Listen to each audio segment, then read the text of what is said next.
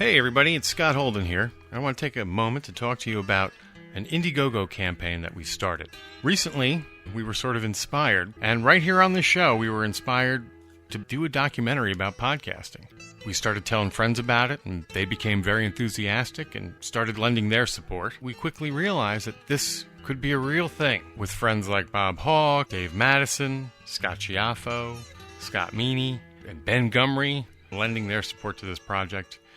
If you would like to lend your support to this project, please go to igg.me/at/podcast movie and help us out. You can also go to whatsapodcastmovie.com. We really appreciate your assistance. We hope you can help us out in any way you can. There's many perks. And we appreciate anything you can do, even if it's just pass the word on. Thank you. This is Kevin Conroy, the voice of Batman, and I want to urge you to make a generous donation to the Wayne Foundation so we can stop the sexual trafficking of children. Do it, or I'll find you. And don't forget to check out our good friend of the show, Mark Live, over at chundertunes.com for all your podcast animation needs. ThatMan on Fatman is recorded with a Zoom H6 handy recorder. Zoom for creators. Disclaimer. The show you're about to experience is for entertainment purposes only. The host used mature language and conversation just like in most of life. If you're too uptight, this might not be for you. All that said, we really do hope you enjoy the show. But if you don't enjoy it, expect a nice big shipment of my joyous Joker juice on your doorstep in the very near future. Toodles! As the world's biggest Kevin Smith fan, I appreciate the fact that somebody finally made a podcast about that interesting motherfucker. So yes, you absolutely did the right thing. If I mean, you know, I know it's kind of gross for me to be like, yes, doing a Kevin Smith podcast was fucking smart. Yeah. But I do feel like it was smart. I appreciate it. I think you were right to do that. Okay, what has two thumbs and is a huge fan of Kevin Smith? ThatMan! What are we going to do about the pancake master? We need a costumed vigilante is what we need. Justice can't be served unless it's being fought outside the system. Here's what we're going to do, eh? Oh, shit. It's ThatMan. Who is he? He's ThatMan. He's talking. What should we do? Oh, there he goes by in the Thatmobile. The what? Thatmobile, his car. Go get him, ThatMan. Well, once upon a time, a regular man read a book written by the Fat Man. Tough shit, written by old Kev Smith. Kev said go out and start a podcast, and so I did, and I had a real blast. But my obsession was driving my co-host nuts. Didn't want to bring the podcast down. Needed Porkchop Murphy to hang around. So I created a new show with one heck of a plan, and I'd call that show ThatMan on Fatman, because we're going to chat about Kevin Smith. That's right, let's talk about old Kev Smith.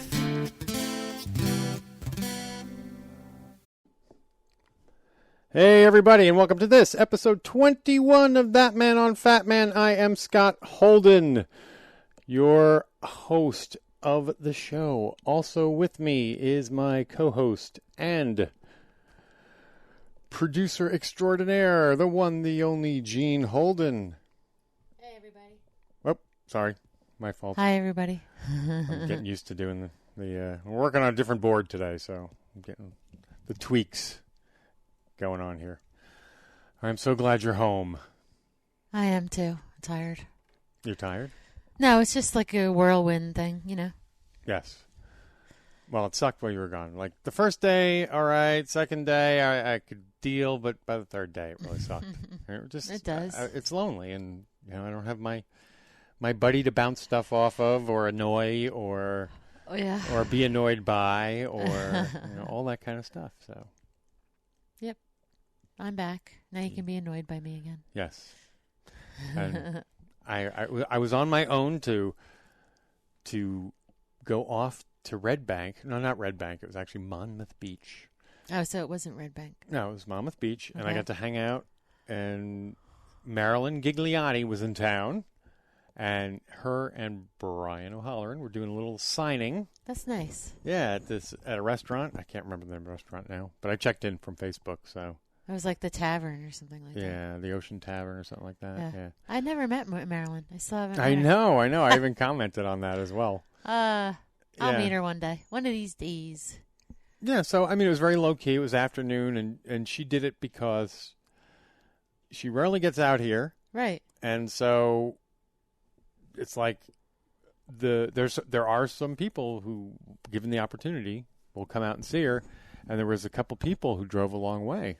Well, and they have things that have been signed from everybody, but not Marilyn. Yeah, so it's a cool way to finish off their collection, right? So yeah, I went there. We hung out. And she was here seeing her baby. And David Mannheimer was there too. So I got there, and he was there. So we all hung out together. Dave and I talked a lot about the movie and what's did you going on, break bread together and all that? Oh yeah, we both had chicken fingers ultimately. Oh. Chicken fingers and fries. Okay. Can't go wrong with chicken tenders. I even said sounds like being with the teenagers this past week. I said Jean's away. This will probably be the only real meal I'll have while she's gone. Yeah. So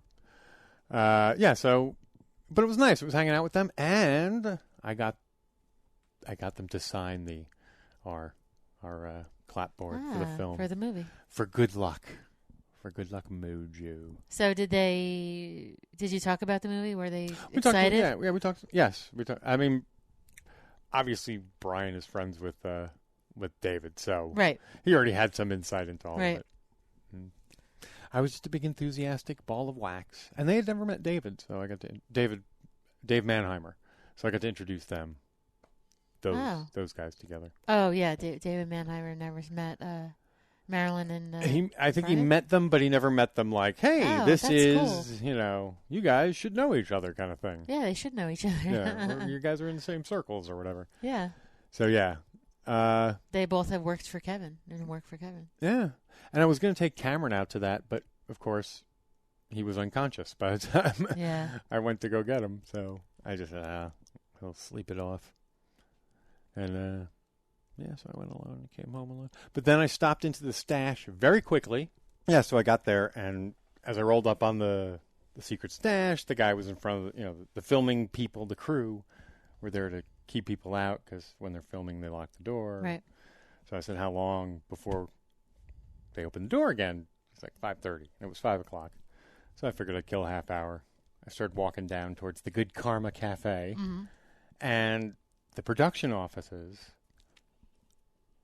they frequently move throughout Red Bank to whatever building is available. Mm-hmm. Like the production offices, back in season 2, when I shot, were across the street and down. Now they're on the same side as Red Bank, the same side of the street as the stash, but just like a couple doors down, a block down. I didn't realize they moved that much. Yeah. Well, actually, it's been in this spot for at least the last couple seasons. Oh, okay.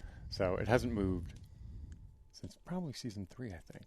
Okay. But anyway, so, and I noticed as I rolled up on it, it seemed to be a lot more guards or a little more crew than normal. You know what I mean? And I really wondered if Kevin wasn't around. It really had that kind of vibe. Well, yeah, I saw he posted something probably on Twitter and Facebook that he and Harley had done like a 24-hour whirlwind trip. So I have a feeling he and I were in Red Bank at the same time, unbeknownst to me. He does some crazy shit, man. And I also wonder, like, okay, see, that's where I wonder, like, see, I had no idea, but like, did Marco think that I knew? You know what I mean? Yeah. Like, do they think I'm a glom? Was I there because, I heard Kevin was in town and I'm here to by chance meet him, which wasn't the truth. I mean, but really, how would you have known? I mean, they... Yeah. So, anyway, I got to talk to Marco a little bit. How was he? Good? Yeah, he was good. He was reminiscing about the dead because he had watched the pay-per-view show on the 4th of July or whatever it was recently. Oh, I'm sorry I missed it. I like hanging out there and seeing Marco. Yeah, it was cool. And again, everyone was in the back. Even Brian Johnson was back there. So, but I didn't get back there. I didn't. Tell I didn't Steve want. Dave I himself. did not want to be a bother at all. So Yeah, you don't want to bother him. no, I checked in, said hi, got my coffee, Starbucks, Oh, yeah. then drove the hell home. Very And that good. was my day. And then the next day was not Cameron's birthday, but I got up and wished him happy birthday because it felt like Friday. Oh, my God. Yeah. It was Thursday. Yes. He's like, it's tomorrow, my dad. No, we went out and saw Ant-Man on his Yes. birthday the next day. Yeah. And it was a good day. His birthday was good. We played, had fun. He got a guitar. My son is about to become a rock star. Ha ha. But he's already a better chance of becoming a good guitar player than I am because he's lefty and he's got a lefty guitar. Which always surprises me that people, like, if you are a certain way, why would you go the opposite way? I just don't understand that. Because people get forced. I guess because a righty guitar is easy. Or righties convince lefties that it doesn't matter because to them it doesn't matter. It does matter. Yeah, of course it does. There's a whole... I showed Cameron exactly why. Everyone always focuses on the fretboard like that's important, but that is not. The rhythm of a person. The rhythm is the pick. Is in their their driving hand.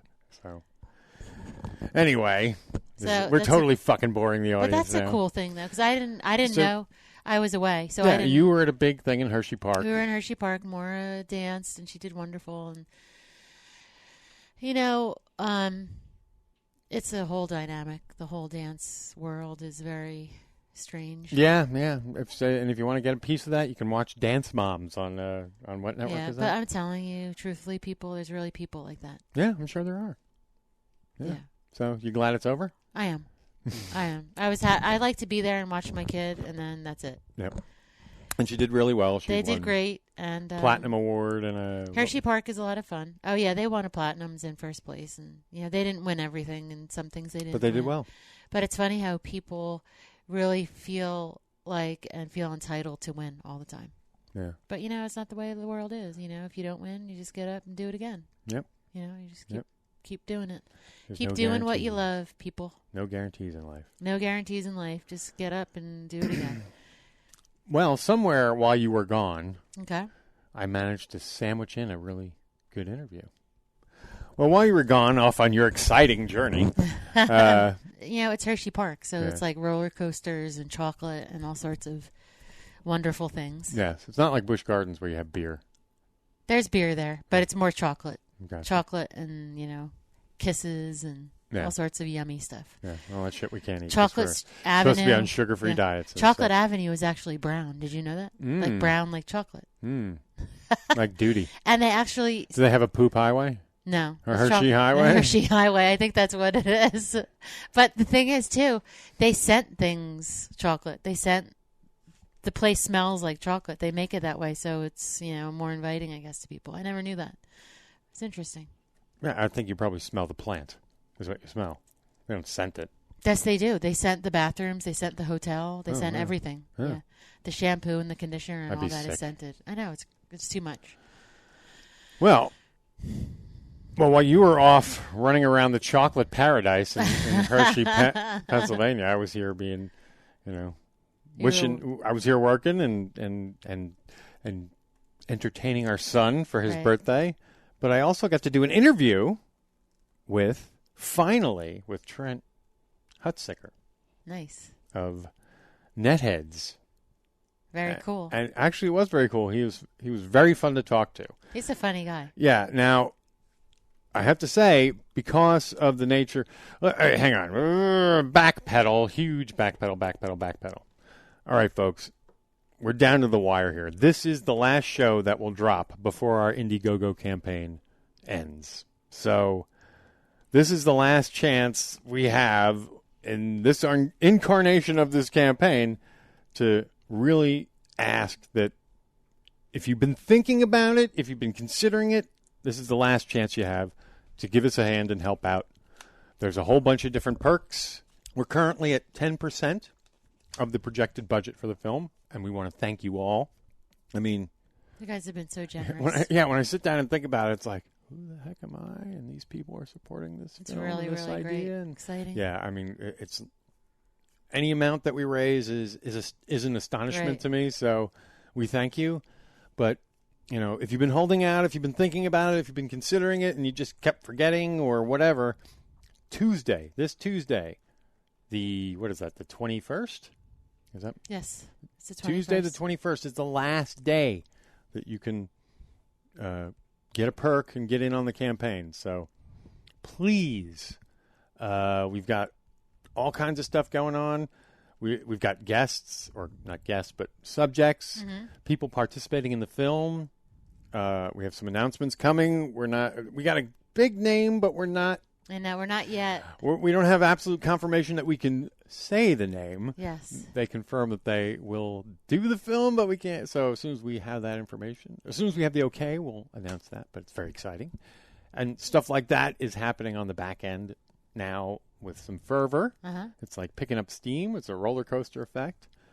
And we're really going to begin shooting in earnest very shortly. So we're very excited, and I'm very anxious to sort of put this first campaign phase behind us and do some filming and then see where we're at when it's done. But please, folks, now is the time. If you've been holding off on giving, it's the last time we can beg you for helping us out with What's a Podcast, the movie. And also, if you want to know more about it, I'll give these guys a plug. It came out really well. Go over to our friends over at the Where's Larry podcast, and they actually dedicated a whole special bonus episode to us, to the show, and to the movie, and it came out really well. So if you want to know the story of the film, of how this all came about, it's like perfect. Just go over there and listen to, I think it's episode 8A, I think. It's the most recent. If you they have an A, 8A? Yeah, because it was a special one just for okay. us. So they're doing great over there. Yeah, they are. And we were also on another show called you can hear us on the Stolen Data Tapes. Oh, those guys are adorable. Yeah, they're new and they're good. They're very cute. And they're just starting out. And yes, they're yeah. Who else were we on? We were on a couple other shows, I thought. Now I'm losing track of them all. We were also on the Ocho podcast. The Ocho? Which is like part 2 or part 1 of the Where's Larry interview, sort of. So yeah, that was the Ocho podcast. So I've been doing the media rounds here like a total crazy man. And, spreading the word. Yep, spreading the word. And again, also along the way, I met an Indiegogo/filmmaking compatriot. So don't forget to, after you've supported us, feel free to support Life After Flash, which is a Flash Gordon documentary being made as well. So, and I got a big She's kick out of doing that. well too. Yeah, she's doing well. She's getting real close. She's so close. I think she'll make it. But, I think she will too. Yeah. All right. Well, that's enough. Yay. That's enough. Pluggy. We'll probably hit you again before the end of the show. But I mean, again, this is really big for us. After this show, you certainly won't have to hear about the Indiegogo campaign to this extent. So we appreciate you putting up with it. All right. Now, a really cool interview. I had a really good time talking to Trent Huntsaker from the podcast that is known as Netheads, which is on the Smodcast Network and is co-hosted with Will Wilkins, who you might know from the show. And you know what? I've already started recording, and everything is sounding good, so I'll just say, cool. At this time, we are joined by, we've had Mr. Wilkins on the show, and we've been pursuing Mr. Trent Huntsaker for weeks, months even, to try and get him on here. And ladies and gentlemen, let me present to you the co-host of the Smodco podcast, Netheads, Mr. Trent Huntsaker. Yeah, I'd like to think that I'm the Robin to Will Wilkins' Batman. And you know what? As a fan of Robin, I have no issue with that. And that okay, good. That's fine, because I love Robin. Who's your favorite Robin is the question. Jason Todd. Really? So you're going Red Hood style. Yeah. Did I say Jason Todd? Did I say that? That's the guy who no, I'm wrong. I meant Tim Drake. Sorry. Oh, sorry. yeah, Tim Drake, yeah. Tim Drake is he is the epitome of Robin, other than, of course, the original. Right, yeah, but Dick's gotten a little old. He's a little long in the tooth, so to speak. Yeah. I proudly wear a Robin shirt. Dude, I have one too. Like with the red shirt with the R. Yeah, that's how you know a true geek. I totally have that shirt. And that's a true Batman. Someone who is proud to wear a Robin shirt, knows. So yeah, and I don't know. There's on a few of the podcasts I do, we have a running joke that Robin's actually a sexual deviant and is getting captured on purpose by all these villains, and then the bat phone gets a call and it's like, hey, it's the Penguin, he's over here again, and then Bruce is just like, oh, he goes and picks him up. He's like, damn it, Robin, no one tied you up. Well, that would be a very kinky Robin, I guess. I think it could be, yeah. I mean, and maybe that's a Robin that we've yet to yet to see, but who knows? As the DC universe will never be the same. What's your feeling on the whole Batman and Robin homoerotic relationship or not thing? It's really interesting. And I've read all the stuff from the 50s that came out about it. And when you read some of the comics at the time, yeah. And to be honest, there is, while I don't think it was ever intentional, I think that people saw that relationship who might have been in confined relationships and couldn't find like-minded views. They could read into it's like scripture. You know what I mean? You can read into it whatever the hell you want. Yeah, that's very true. So yeah, I mean, sure, why not? If that's what you want it to be, then yeah. Yeah, but I really don't think that was the intended design. No, however, everyone had a sidekick at the time. Yeah. That was it, like writing was very simple at the time. Everything was panel driven. It was how many panels you could get on a page. And the idea was you could either have horror comics, which were just so fucked up that you're like, you've got to read this. Yeah. Or it was just, you had to appeal to kids somehow. And how do you do that other than having a kid in it? You know what I think drove home the homoerotic, rumors and speculation about it was, other than what's his name, the Marston, yes, coming out and saying that. But I think and we've done this and it's hilarious. Watch the '60s Batman show. Yep. But watch it with the secret not being that they're Batman and Robin, but they're gay. Well, so when Aunt Harriet is running around totally, trying to find their secrets, it is so. Yep. It is such a gay romp. Well, I mean, Andrew Warhol was a consultant for that series. There you go. With purpose. I mean, he would dress. He went to many costume party dressed as Batman and Robin. And for the time, that again, you can read into it whatever you want. It can be whatever it wants to be, but that really and truly was something that a closeted community could secretly own and watch it with their very strict conservative parents and just kind of snicker, being like, they don't get it.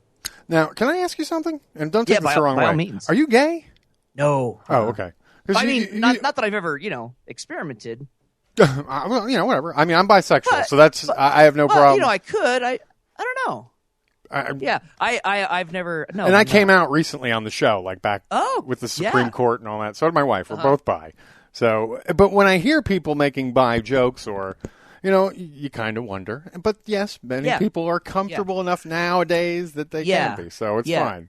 On that's actually, it's interesting you mentioned that, because I tried to keep a very ambiguous persona on Netheads. Yeah, that's another reason I ask, because of late you've been making a lot of homoerotic jokes, and as someone who gets it. Well, I absolutely. I think that it's fun. It's fun to not let people know what's going on and to let them think always leave them guessing. Maybe. And again, it's like scripture, man. Read into what you want. If you want to find something funny, you will. And as Kevin fans, I mean, he's been doing that for years for his brother. Oh, yeah, totally. Yeah. But there are times I wonder about Kev. Well, I think, oh, man, I tell you what. I watch the Sarah Silverman program. Yeah. Steve Agee and Brian Posehn, their relationship just seems like the most trouble-free, greatest companionship anyone in the world could have. And I kind of yearn for that. I just I just need to get drunk enough to put a dick in my mouth. That's well, you know, because once you cross that barrier, I mean, I guess what's so. a dick? I mean, I've got my own. No, but see, I think the difference between someone who's experimenting and someone who's, you know, openly bi is one person likes it. Yeah, one is science, or one's gay, for whatever you science. want to call that, you know. Yeah. So, that's it's fun awesome. about us because we confuse the whole dichotomy because gay people don't believe we're real. Oh yeah. What? No, that's an interesting point. Which is part of the reason why we came out, and also, you know, the Supreme Court and all that shit. But the truth is, there's far more than of us that you know. Think about it. You're right, man. Think about the bisexuality among women nowadays. Oh yeah, but the only reason it's which exposed, is applauded. Yeah, and the only reason it's exposed is because it's kind of sexy and it's accepted. Do you think men and women are any biologically, numerically speaking? Do you think they're any different? You know, do you think the numbers of bisexual women are any different than the number of bisexual men? You said it perfectly. Numerically speaking, no. All the odds of all the chemical and genetic and everything in the world, like there's just as much chance as any other. Yeah, you know what I mean. It's just that we've had to kind of push it underground. It's true, and it's like neither side. You know, it's for so long it's been binary, right? You've got straight and you've got gay. And then, you know, and they're functioning within their own circles. And anything that kind of crosses over that, people freak out. And it's always, and even the gay community, like, oh, well, they're just sort of, yeah. they're just sort of gay. They're just not here yet. But that's not true because I've been this way a very, very, very long time. Dude, I'll tell you what. I did my homework for the Netheads listeners. I watched Community. And while funny, at the same time, really fucking heart-wrenching. Have you watched this season of Community? No. There's this ongoing thing where the student board, the higher ups want to bring Dean Pelton in as a board member because he's quote openly gay and he's never came out or anything. And the whole thing is that he's saying gay is like 1/7 of my sexuality. He's like you can't write down what it is I am, right? And while it's funny, at the same time, I'm like, that's fucking it, though, man. Like, you can't define any one person's personality. That's why Q sort of made it back into that mix again. Yeah. You know, it's LGBTQ. And now people exactly. Because, you know, there are people out there who just sort of, that's the way they identify. They don't. And honestly, it's a weird thing because, you know, I've, in all seriousness, found myself to be aromantic, which is a thing. Yeah, no, I understand that. Like I can have sex. I have a hard time having feelings. Really?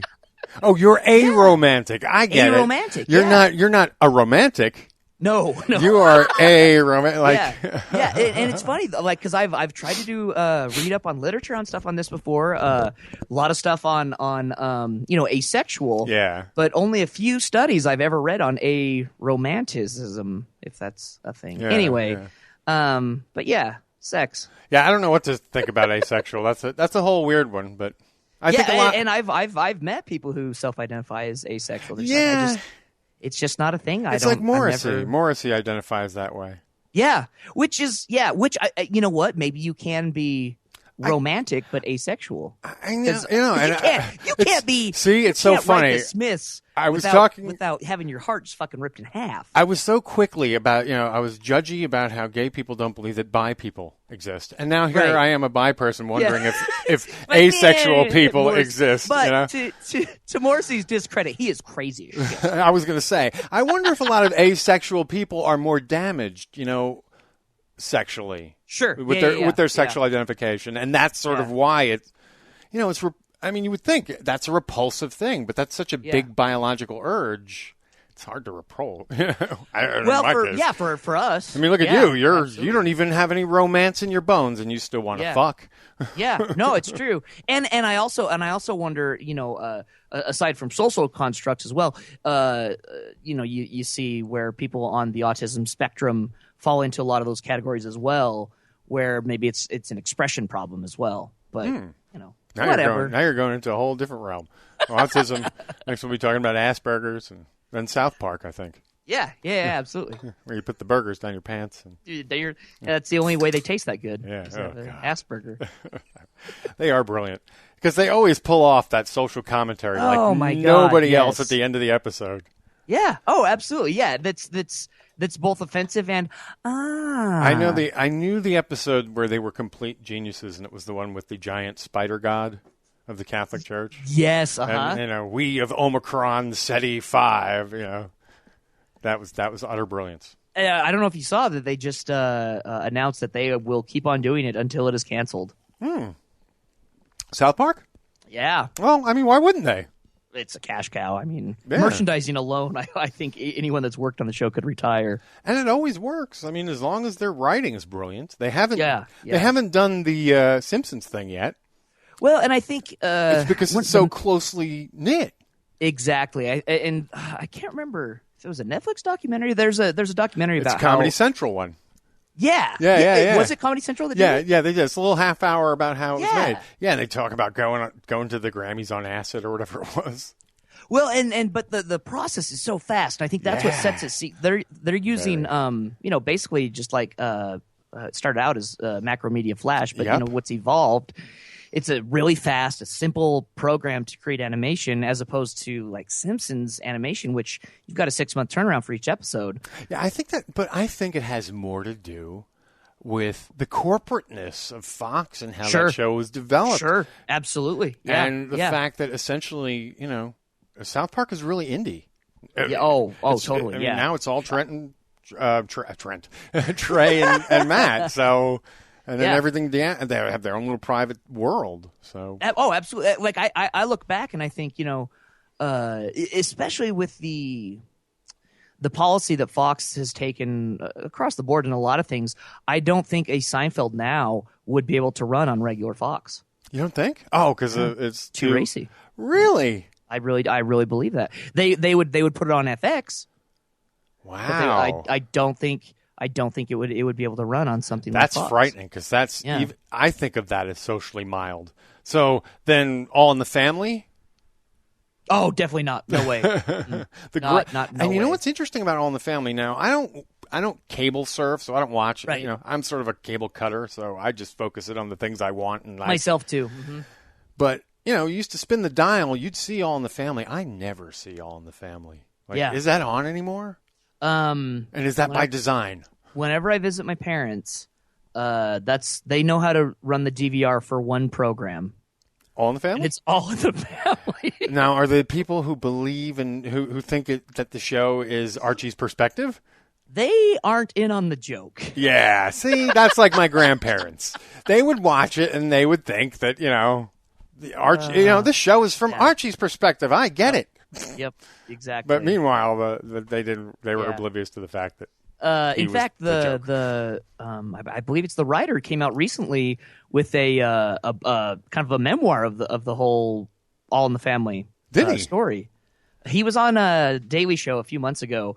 Really interesting stuff though about the battles he had to fight to actually get it on air, especially in the pilot program. Apparently, now that's something I'd love to see a documentary about. Oh my God! Right? Yeah, I'd love to see all kinds of shit like that.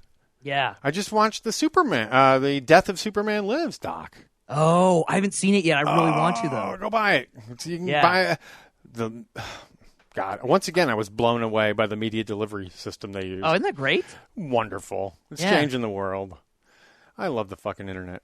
Yeah. I wish I realized that before. Hey.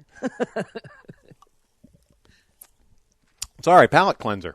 No, it's all. So, all right. It's all good. This is like we just jumped right in and went crazy. But all right, tell me of your origins with Netheads and with Will and how you came about. Because let's go way back. So it would have been 2010. Okay. Will had sporadically been doing a. Now, just for the record, in 2010, I was on the balls of my ass, unemployed in Virginia, slowly watching my life fall apart. Because see, okay, so you and I have done like a flip flop since then. Yeah, pretty much. Has that happened? Have you had a life crash? Yeah, so in 2010, I was working for 2009. State University. I was a manager of public relations, social media, new media, and student services. And I was coming home from my bowling league one night, and I saw a tweet at a red light that said, "Hey, I'm about to go on air. Anyone want to join me?" This is 2009, you said. 2010. Sorry, 2010. Okay. And this was, I'd been following. So basically, I went on Kevin's Twitter feed and just followed everyone that he was following. I thought, you know what? If he's following them, he's very selective. There's got to be a reason, right? Only 69 followers. Rotated regularly. Sorry. And so, and the account that went out, it was called Radio Askew. Okay. Had an animated picture of Kevin with like headphones blowing his ears out. I'm like, okay, well, that must be Kevin, right? What else would it be? Yes. So I'm like, fucking hey, sweet. I dial the phone number. Did you really think that Kevin wanted someone just to randomly podcast with him? Yeah. Oh, wow. I did. That would be awesome. And so yeah, I was flooring at home, got home, called in, and it was just some dude on the other end. That was Will Wilkins. But that was pre Smodco. Yeah. And I found the feed after the fact. Yeah, and so yeah, it was Kevin's Will's homage to the Keviniverse. Mm-hmm. And then just also tech stuff, and then just other stuff. And I went on that episode. It was really fun. And then I don't know, like 2 weeks later, he tweeted me. He's like, "Hey man, do you want to do it again?" So you're Skyping in, right? Yeah. Uh-huh. Okay. And then from that day on, I think we're creeping up on our 200th episode of Netheads now. So we kept on going through Radio Askew. Kevin contacted Will to be the engineer behind Smodco. And then it was like, well, you're going to have your own show, right? And Will's like, oh, I guess we could, yeah. And I was graciously, by nothing more than pure chance and, being able to call in, got into the network. Wow. Sometimes that's all it takes. Truly. You know what they say, too? It's funny because I believe I heard that. I've heard it in corporate America, but I've heard it was said on... I have to think to say the name right. Fatman on Batman. There you go. Yeah, because you get so in like the normal for you. Yes. That when someone figures out how to get in, if you figure out how to get in a window, someone in there closes that window. So now you have to find a new window. It's so true, and that's it's crazy. And if no one has ever listened to Patton Oswalt's, I think it was the 2011 keynote address at the Ontario Film Festival. I think it was Ontario Film Festival. He talks about breaking down gatekeepers, and that's what the internet has finally done. Thank God, that's why. I wrote like 3 master's papers on that, on the rhetoric used in that. It's a brilliant keynote address. Can I share something with you? It just talks about it. Many punks did not have a social justice left-wing bend on them. Many of them were right-wing douchebags. Yeah, they were like my folks. They weren't in on the joke. Yeah. I mean, they didn't get it. Like, this is not about. They were there to mosh, and that's about it. They were essentially the authority. You know what I mean? Yeah. They were no different. Yeah. This was about anti-authority, man. But anyway, thank God I smoked pot and went more hippie. Yeah, because then, man, then you get to listen to like String Cheese Incident, and one song is only going to last 12 minutes. Only 12 minutes, man. Fuck that 2.5 150 bullshit. With Apartment Q258 on the drums, that's amazing stuff. Oh, that's awesome. I saw them open for Aquarium Rescue Unit at Wetlands. Oh, hell yeah, dude. Yeah, back when Wetlands existed. Was a thing, yeah. I was going to say, I'll date you a little. Yeah, there's a documentary about that place. Oh yeah, I saw it, actually. It's really good. It is good. So, where were we going? Well, we went, social justice thesis papers. You were going to say, before I interrupted with the Jello. Oh, yeah, by all means. Just anyway, yeah, it was just one of those things where, like, here it is, folks. The internet exists, so if you're not making it, you're not producing enough stuff. Well, recently, I've been obsessed with this Snowden shit. Oh, yeah. I watched, thank you, Netflix. They dropped the Frontline documentary, which is a 2-parter on it. And essentially, now you realize, so the government has the capability of listening to, extracting everything we are saying, doing, capturing, your dick pics, your everything. Yeah. If it's crossed an internet stream, they got it. Yeah. Fucked Here in up. Utah. They've got it here in Utah. That's some fucked up shit. How do you feel about that, Mr. Trent Huntsaker? Well, here's the thing.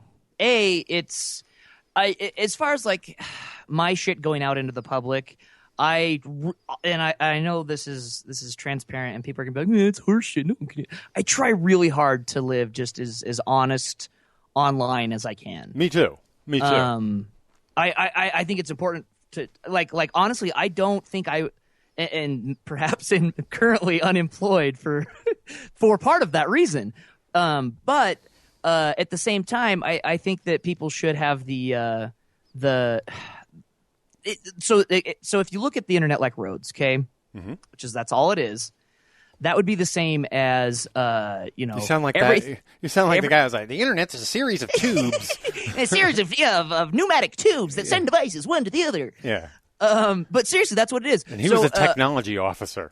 So essentially, if the government had the ability to have a record not only of what it was, but to have it itself of anything that you've ever taken somewhere in your car, it's the exact same thing. It is the exact same idea, notion, whatever. It's almost as if they are able to replicate, 3D print, and put in a storage. No, because it's not. Because think about it. When you're on a road, unless you have speed pass, no one really knows where you came from. No one really knows where you're going. Sure, maybe they can read your license or right, but that's the same thing. What if? But those are those meta tags. Exactly. If they had that capability of following where you went, writing it down, and then having a duplicate of everything in your car at that time that you transported. Yeah, well, I mean, same idea. It's more, and people would freak out if that was the case. Exactly. If you did liken it to roads, and yes, and if every place you went at a gate point, you got scanned by someone. Yeah, every turn you made was, there's someone there with a scanner. Yeah, that would be a much more accurate. Then people would start to fucking freak out. Oh, absolutely. There's no way in hell. Like, did you see John Oliver when he started talking when he put it in dick pics? Exactly. He put it in dick pics. Yeah, and everybody was exactly. like, "Shit, yeah, you're right. The government shouldn't have access to my dick pics." Yeah. For me personally, whatever they can fuck. I don't care. It's wrong. I don't agree with it. Me too. And financially, it is such a waste of money that could go somewhere else. That's where I'm because they haven't really done anything with any of it, and they don't have the manpower to really suss through any of it. Yeah, but and so I'm sure they're wasting money, I'm sure infringing on our rights, and collecting all this shit at our cost to the benefit of no one. Oh, I'm sure it's getting used. I'm sure it's getting used. You think? Oh yeah. You don't collect what? You don't collect data. Well, just to find somebody. I'm sure it's being used for political trickery. It's being because look, Snowden was able to get it. Who the fuck is he? That was his whole point. He worked there. I know, but who the fuck was he? He was a 29-year-old analyst for a third-party corporation who had access to the most classified documents that he could because he had super user. Right. He had fucking root access. Yeah. You know what I mean? Yeah. That's what I'm saying. So, like, if he could do it and he could cover his tracks until, he gave it to the media. Had he not given it to the media, he could have sold that. You know what I mean? Totally, yeah. And I mean, who's to say he didn't before that? Yeah, well, I'd like to think that the reason he did it was because he was why he did it. Now that I've watched like 3 or 4 documentaries on him. Because documentaries are always truthful. Well, there's the one where he's in the room. And covers his head with a blanket to type in the stuff. Yeah. I mean, that's pretty much just him being him. Well, him being him now. Yeah, well, him being him. We never saw a pre-Snowden. True. A pre-whistleblower. Dude, Maybe one day his boss was just like, fuck you, you piece of shit. You won't sleep with me? I've met that douchebag in my office, trust me. I know that guy. They're usually not capable of holding those positions, right?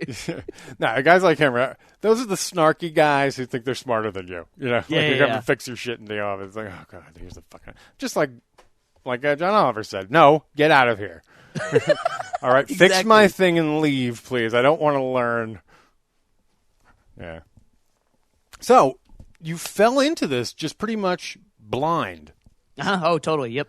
See, it's so funny because when I started ThatMan on Fatman, I didn't want to know if there was something else like that out there. So I figured I would not look.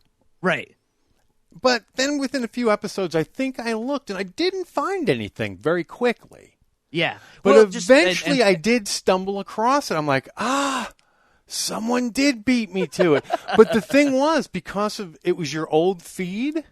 Right. It looked like it died out. I didn't, at the time I didn't realize it was just netheads. Yeah. So at the time I was like, oh, well, it looks like it didn't go anywhere, so I'm free to keep going. Absolutely, dude. You know what I mean? Fuck, even if you weren't free, do it. I know. Who cares? Yeah, but there's the, oh no, I'm not original. Like, you have no idea Dude, how many. We live in a postmodern world. Anything past 1952, no longer original. You have no idea how many tweets I get or emails or whatever, like, dude, you took my idea. I just didn't do it. Da, da, da. So, really? Yeah.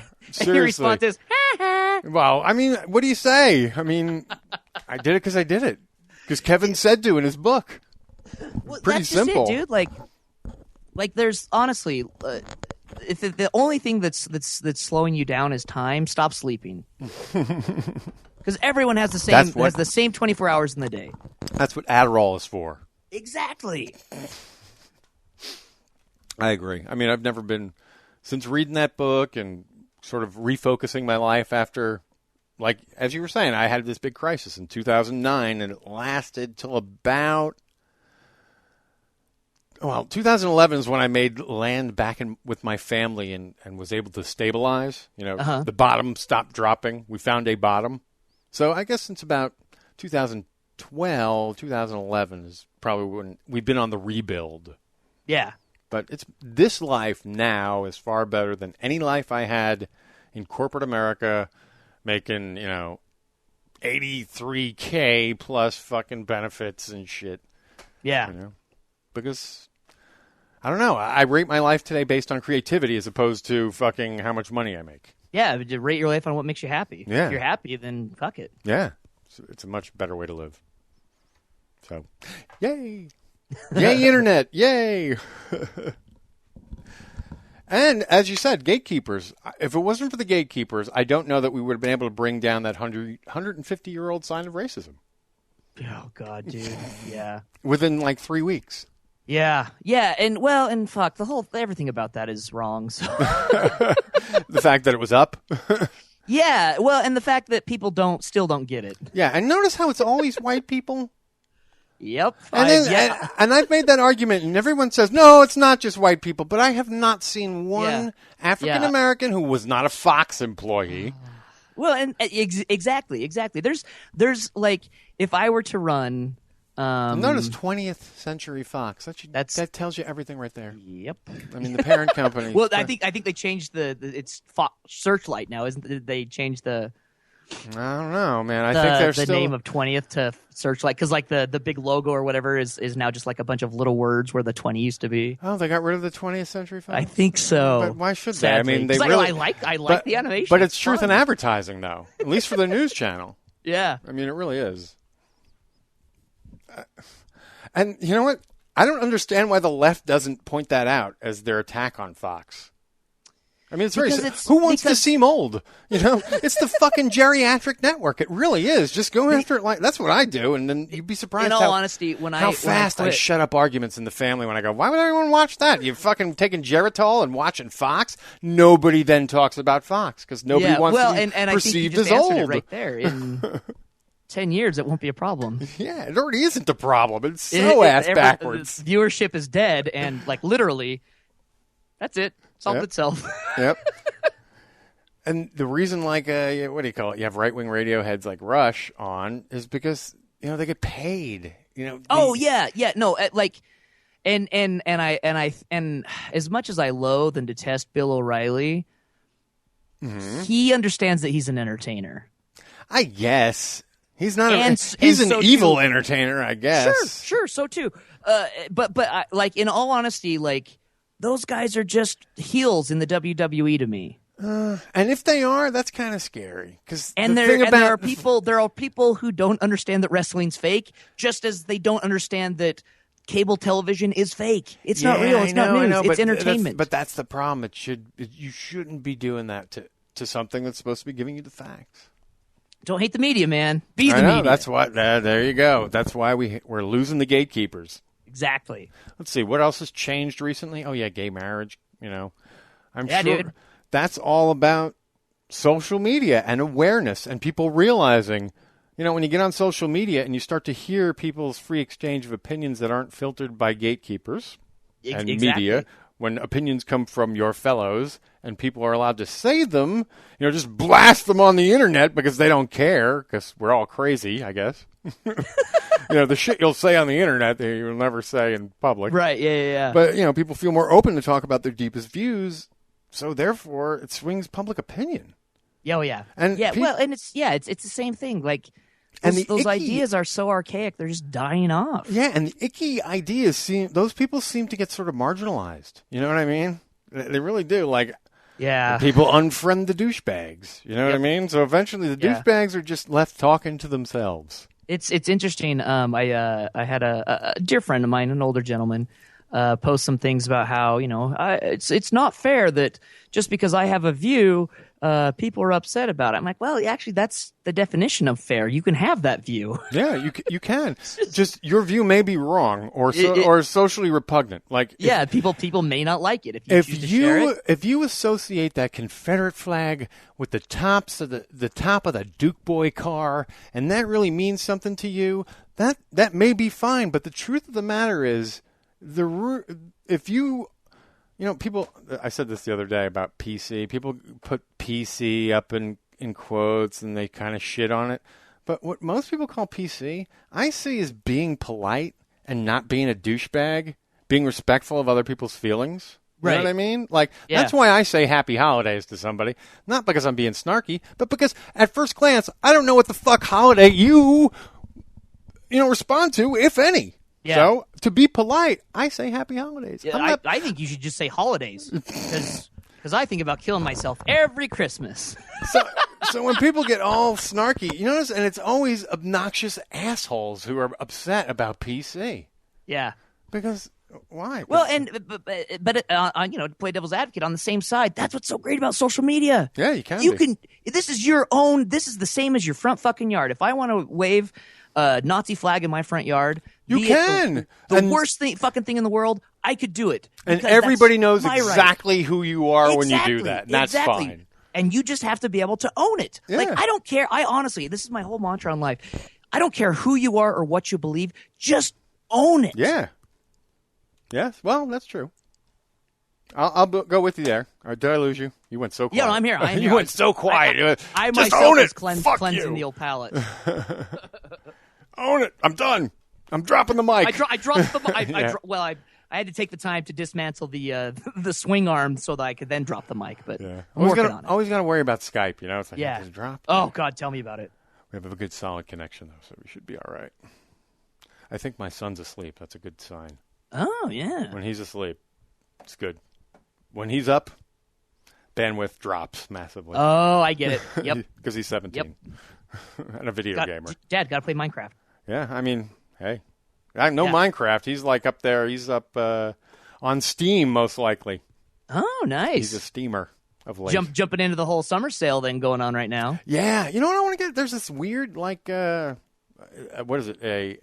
It's a novel or an interactive novel game thing. No, it's all words with like choose your own adventure type shit. I want to. It's like $2.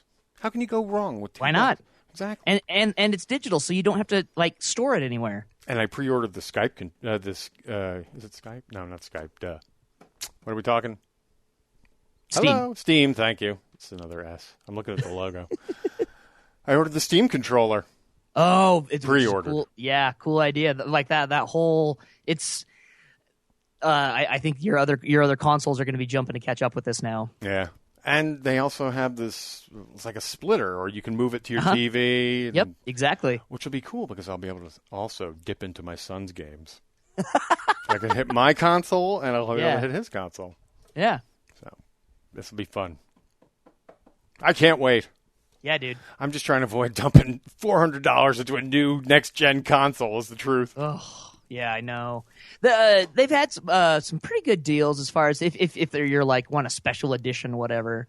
Yeah. But Jesus, dude, yeah, $400 is so and it much. sucks because the fucking my PS3 was steady Eddie until the disc just popped on it. Until exactly. This just went, so now it's like I need another. The backwards compatibility is a huge thing, though. I appreciate that they're working for that. Yeah. So we'll see what happens. I have an Xbox too, but that thing's been dead for a long time. Really? Yeah. Well, at least the disc player part. Yeah. Like it's hit and miss. If you tap it, sometimes it'll work. Classic Xbox disc troubles. Yeah. So. Although it wasn't good when one time I run it into your Betamax. My son's like, I've never had to hit it that hard before. That's never a good you sign. You felt the pain I have, boy. Yeah. I got a fucking sledgehammer out. No, wait. One good whack right there. I will end it now. In the sweet spot.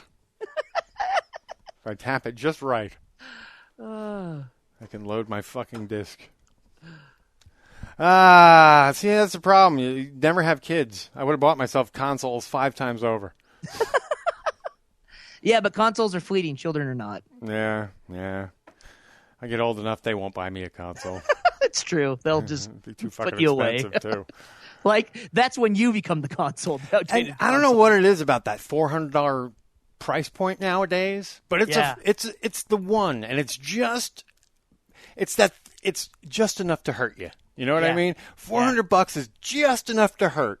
Which is crazy because as far as taking into account inflation and parts and everything, it's the same price as consoles pretty much all the way through time. Dude, an H6, a Zoom H6, $400. Exactly. I was looking at some other thing. Magic price. A video camera the other day, $400. A GoPro, the top end. Yep. $400. It's like just enough to hurt. It's like one. It's like most people's, like half a paycheck, or it's like you're killing me here. Yeah. So they love that price point, though. Yeah. Well, and if you let it sit there long enough, when it drops, you're like, holy shit! It's a big enough. But when it incentive that they can clear them out. Price controlling nowadays, you got to wait a long time. Yeah. Like, look at video games. What does it take? A year before they drop to $30? Yeah. Or 40? Which is why there will always be a market, I think, for used games. Until everything goes download only, there will always be a market for that. I mean, we're not far from download only. The only reason we're not there now is because of, stupid GameStop and their lobbies. Yep, exactly. I mean, from what I hear, the Xbox design was to not even have disc in it. Or the Makes new sense. one. The one was not even supposed to have a disc player in it. Yeah. So, who knows? Well, and if you Steam want to shows that it makes no sense. You look at fucking Apple. Look at most of their machines now. Yeah. No place to put anything. Yeah. I have a Mini. I know. So they are literally asexual. Yeah, they are asexual. Well, actually, they have a lot of female inputs. Oh, okay. So like biology, they all start out female. Well, this has been an amazing conversation, sir. I've had a lot of fun. Likewise, man. This has been awesome. Yes, it's almost like a little Netheads episode. Yeah. Now you can see how directed they are. You have to say, this might actually be a little more focused than a Netheads episode, I tell you the truth. I can't tell you how often I will be sitting around during the day, and out of the blue, I will hear, "What is in Trent's corner?" Oh, God. You and me both. What is in Trent's corner? So, I don't know what it is about that little hook. It is a true hook because it has that ability just to totally. Get. Oh, it's in my brain. How do I get that out of there? Yep, you can't. Yeah, I know. Once it gets there, it's stuck. Yes, I will know that I have completed some sort of mission in life when my son gets it stuck in his head without even hearing your show. Exactly. I was going to say, please bless that it didn't happen because you were listening to it. No. It's because he would hear, because every once in a while I'll just sing it, Yeah, just sing it. Yeah. So totally. then what'll happen, that's when it's cool. Because, for instance, my son and my children know a great many tunes as Weird Al. Oh, okay, yeah. And then someday they hear the original song and they go, "Oh wow, that's Weird Al." We're like, "Oh, did he cover this, Dad?" Yes, exactly. That's what it's like. Because my kids heard the Weird Al versions long before they heard some of the originals. That tells you the kind of house we grew up in. That's or awesome. they grew up in. So, I think that's a good ending note. And on that note, yeah. Well, I appreciate you coming on. It's been a blast. Oh my God, dude, my pleasure. We got a whole 43 minutes of cool material here. Yeah, dude. So did you just wake up? Is that why you were delayed? Yeah, well, I woke I took a nap because I didn't sleep yesterday, and I took a nap at 5 p.m. and woke up at 2 a.m. And then did stuff till about 7 a.m. and then took a nap until like 9:30 p.m. or a.m. You have a very interesting schedule, sir. Yeah, I'm fun employed, so that's what happens. Well, now I am too. At least until this movie is done. This is all I'm doing. So, but yeah, thank you for coming on the show, and we will look to have you on again. I want to get both of you on, really. Oh yeah, that would actually be awesome. I'd love to do that. And also, we're supposed to interview Will for the film. I don't know what your travel arrangements are. You'd be more than welcome if you want to come out there. However, I'll tell you up front, we certainly couldn't fly you. Yeah, I'm like the 7 degrees of Kevin Bacon. You don't want that. But what we would like to get is, at the very least, footage of him recording a podcast with you, so at least we can get your voice on there. Right. And that kind of thing. So that would be. Yeah. And we'll do the old voice of on the screen. As heard. And then you have my god-awful Skype photo. Yeah, well, yes, we'll put that one on. Better yet, I'll take a picture of my TV screen of your picture, and that's what we'll put. A picture of a picture of a picture. All right. Wow. Well, thanks very much, sir. Oh, my pleasure, dude. Thank you. I will talk to you later. Okay. Bye. Bye. And there you go, Mr. Huntsaker from Netheads.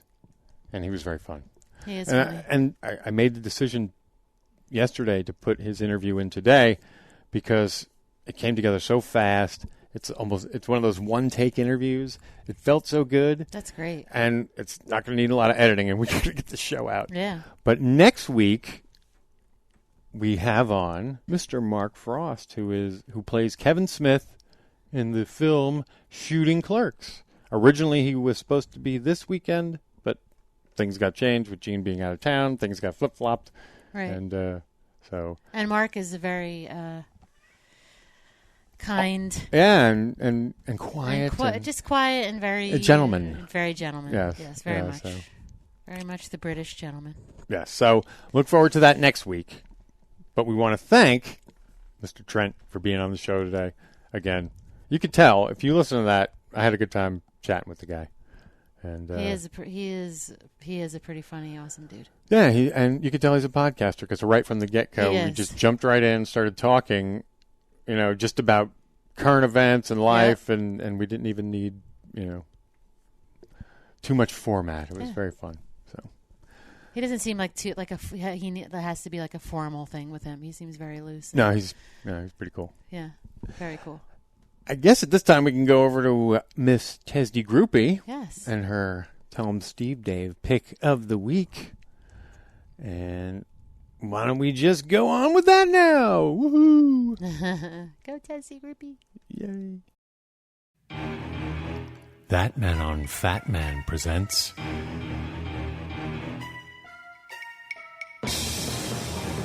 At Tesdy Groupies. Tell 'em Steve Dave. Pick of the week.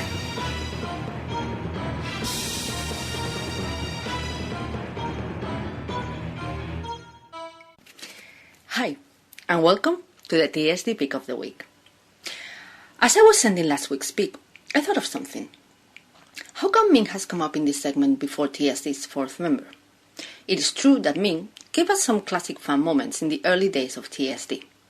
And I'm sure you can think of at least 3 right now.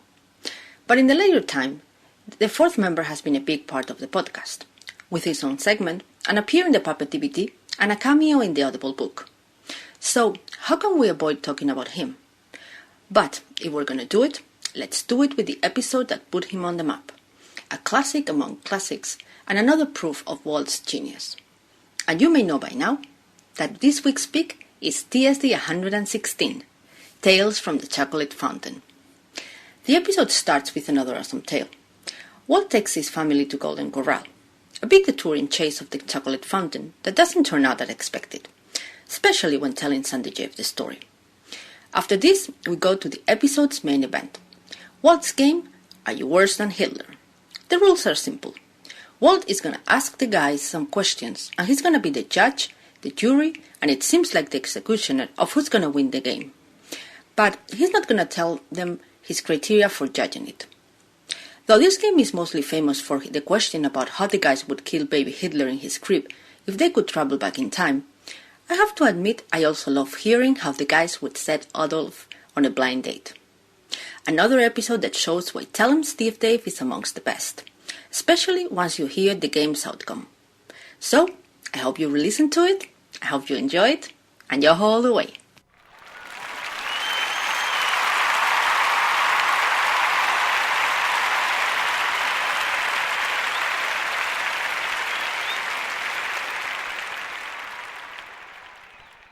And there you have Miss Tesdy Groupie's Pick of the Week for this, the 21st show of the second year. Ooh, 21. Of the podcast. Yes, we're legal. We're legal now. We've been legal, though, because it's the second year.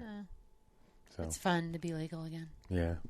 Well, that's why, I like this numbering scheme better, because it just feels more accessible. It does. It doesn't feel like, although some people may look at it and they have 221 shows, yeah. But if they look at the whole scheme, they'll figure it out. I think. I like in it. Time. 21's a good number. Sorry. Really? No, never a problem with that on BCJ, but okay. No, but it's just you just don't expect somebody. Actually, there was a lot going on in Hershey with the girls. Really, the ladies were burping it up. Were they farting too? Farting, pooping, a lot of burping. Yeah, like wow. This is interesting. We all do it, but I guess they're just like open and comfortable about it. Yeah, because I knew no guys were around. Well, none of the hubbies were around. Oh yeah, they were. Oh, okay. They were hubbies. Oh, I didn't know. But not in our room. Well, that's good. That would have been weird. That would have been weird to have some random husband in our room. Yeah, that would have been strange. I would have had other questions, I think. Me too. Yeah. And our daughter would too. Yeah, I think so. Well, I guess cute. On that note, peeps. Well, hopefully this should be the last time that we bang on you about going to the website, which is igg.me/at/podcastmovie.com. Or no, not .com, podcast movie.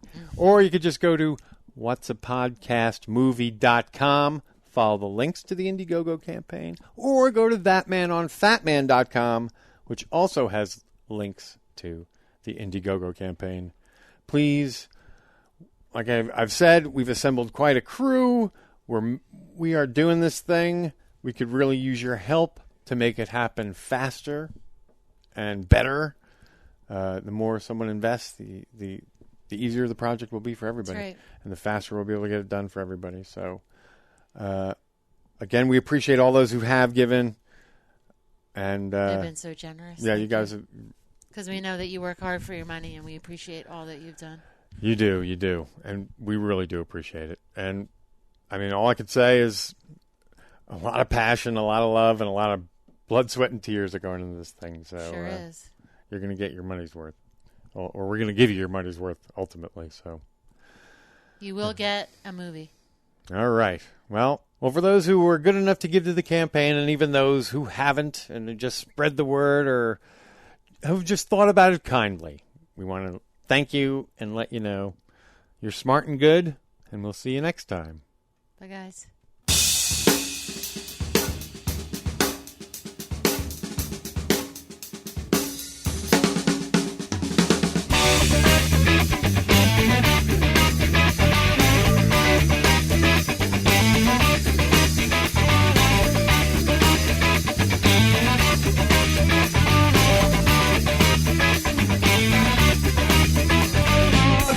Chickens, a rock with opinions.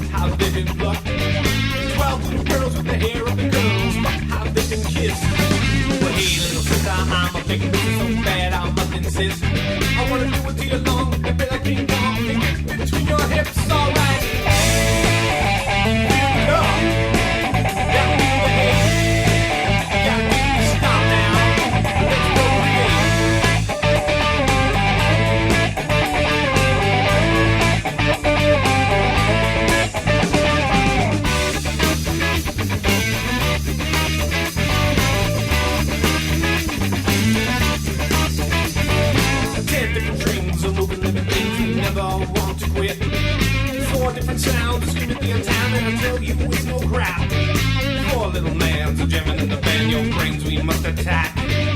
Don't fall behind, climb up in our mind, and get those stuff Prozac, alright. I say listen, don't give me no flack. Take a double hit now, what the fuck is Prozac?